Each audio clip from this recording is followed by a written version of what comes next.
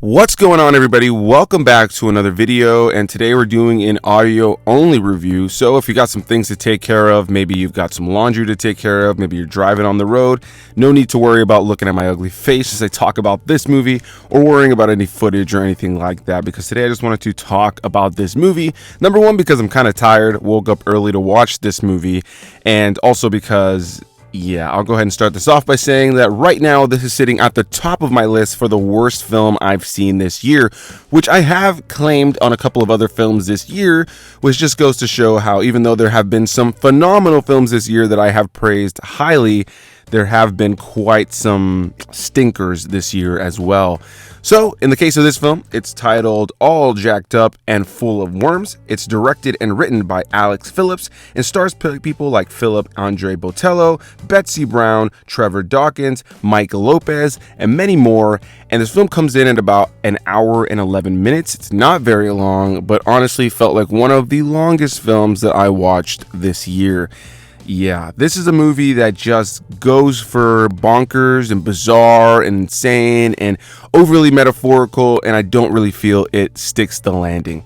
At its core, this film centers on a bunch of individuals who seem to be kind of aimless in life, who are kind of searching for purpose in these very strange ways, and at its core, really, this is a movie about drug use, right? This movie, at its core, is about a bunch of individuals who fall in love with the idea of getting all jacked up and full of worms, literal worms, to get them high. The worms are used in this film as a metaphor for drugs, and you meet these different characters who start to meet each other, and the one thing they all kind of have in common and the one place they kind of find peace with each other is through drug use. And so it's specifically through the use of eating these worms, and they go into these crazy trips and highs, and in a way this film is going for a really trippy, over the top just kind of movie with some metaphors about drug use. And then at a certain point it feels like this movie just is trying to be a little bit more intelligent than it really is, and you're just kind of watching it thinking, is this movie just bad?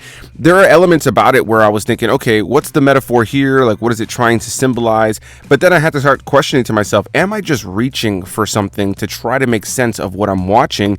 Whereas it ultimately felt like this movie in so many ways was just aimless. There's really no character development. The story is pretty much non-existent. The narrative itself is aimless. The character development is completely gone. The whole overall film isn't really well shot or well choreographed or well, done in general. It's hard. I'm sitting here trying to think of the greatest words I can say to kind of think of what I want to say on this movie, and ultimately I just keep coming up with nothing. If you guys are familiar with my channel, you know that I love discussing film, whether it's good or bad, and I take a lot of pride in my ability to elaborate my thoughts on whether or not a film is good or bad in my perspective, and why I may feel a film may work for some and may not work for others. There have been some ridiculously bonkers films that I've covered here on the channel that live in a reality of surrealism that ultimately are going to be films that are specific to individuals, and a lot of times those are films that I tend to enjoy because I do enjoy a very weird, out of this world, bonkers film if it has something to latch onto, whether it be humor, whether it be a story, whether it be characters. And even in the last recent years, a film I can think of that made me think of this one is a film like The Greasy Strangler, where you have this ridiculous, bonkers, over-the-top concept where all the actors are giving very consistent performances in this very unrealistic, surreal, kind of just weird world. It's not a great film. It's not a movie that's going to work for everybody. I think a lot of people will hate that film, but it's a film that's so weird and just commits to it, and the performers are so in on it that it just makes it kind of entertaining, and it became a it's so bad it's good kind of thing to me, and kind of a guilty pleasure. And amongst my friends who have seen it, we find ourselves from time to time quoting the film still today, just at an ironic level because of how funny and weird that film is. But that's just one example of a really bizarre, strange film. One that just pops to mind that I've seen in the last couple of years. And I've seen other, trippy, weird films, things that kind of live in an alternate reality that would never exist within the more recent time. But ultimately, this one just kind of reminded me more so of that one. But man, that's just me reaching to try to talk about another film that at least I had something I can attach to or kind of get gripped onto. In the case of this film, there really wasn't much to grip onto. I didn't like the characters, I didn't like the story, I didn't like the visuals of the film.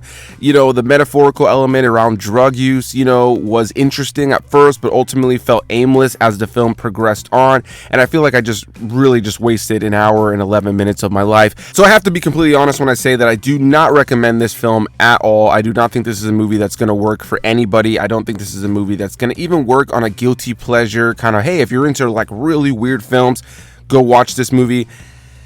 Yeah, no, this isn't even that kind of movie. This is the kind of movie that I would just say, hey, don't waste your time. It's not even it's so bad it's good. It's not even it's just so weird and bizarre, check it out for yourself kind of movie. It is weird and bizarre, but unfortunately it doesn't really have very many redeeming qualities when it comes to something that you're going to ever want to rewatch or recommend. Even showing a movie that's so bonkers to a friend just for the fun of it, just to see their reaction, this movie doesn't even have that quality. At its core, this was just a really boring, dull film with people eating worms the whole time and moaning and groaning, and you know, there's some, you know, I just don't know. I'm sitting here trying to think of what I'm going to say on this movie, and as you can tell, it's a hot mess, which is part of why I didn't want to sit in front of the camera and talk about this movie, because I felt like I just had to ramble in front of the microphone for a little bit to really, more than anything, not even get across a well put together, well articulated review like I usually would, but more so to just kind of let you guys feel from me the uncertainty and the disinterest that I currently have in this film and about talking about this film. So yeah, all jacked up and full of worms, this film will be available online on various places where you can rent and purchase films on all digital platforms in the United States of America on November 8th. Big thanks to those who let me check this movie out a little bit early. But yeah, unfortunately, I will not be giving this film a recommendation. I will not be giving this film any sort of thumbs up or even a half thumbs up. This was a bad movie. Poorly written, poorly made. I would say the only thing, if I had to praise one thing about this film, it would be the fact that the actors are all giving consistent performances. It was clear that they knew that how bonkers and weird this film was going to be. So all the actors are giving performances that feel very consistent with one another, similar to films like The Greasy Strangler, like I mentioned before, or something like Napoleon Dynamite or Nacho Libre, where you have this very weird kind of film where all of the actors are giving very consistent and similar performances throughout, because they can tell what kind of movie they're in, which I do appreciate as somebody who is a fan of very strange films. But this one just did not stick the landing. It had nothing narratively, character-wise, visually to really grip onto.